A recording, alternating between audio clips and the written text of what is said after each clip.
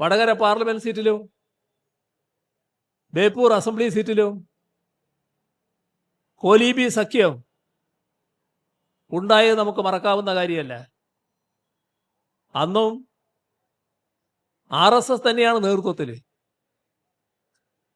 അന്നും RSS ഇതേ നിലപാടിൽ തന്നെയാണ്. കേന്ദ്ര ഭരണാധികാരം ഇല്ല എന്ന് മാത്രമേ ഉള്ളൂ. പക്ഷെ അവരുമായി കൂട്ടുകൂടാൻ മടിയുണ്ടായിട്ടില്ല. പിന്നീടുള്ള നിരവധി ഘട്ടങ്ങൾ അത്തരത്തിലുള്ള കൂട്ടുകെട്ടുകൾ ഉണ്ടാക്കാൻ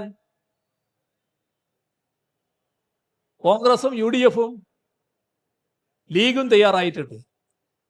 ഇതെല്ലാം നമ്മുടെ അനുഭവത്തിലുള്ള കാര്യമാണ്. കമ്പോള വായ്പയുടെ വളർച്ചാ നിരക്കിനെ പറ്റി CNTG വിലയിരുത്തുന്നുണ്ട്.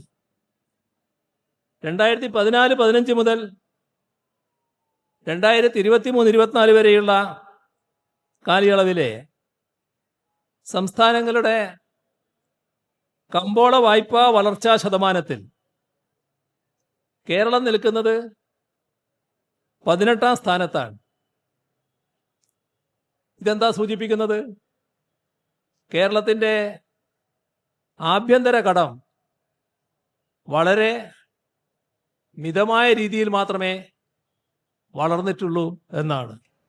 തനത് വരുമാനം ഗണ്യമായി വർദ്ധിപ്പിച്ചിരിക്കുകയാണ്. അതോടൊപ്പം തന്നെ ചെലവുകൾ നല്ല രീതിയിൽ ക്രമീകരിച്ചിരിക്കുന്നു.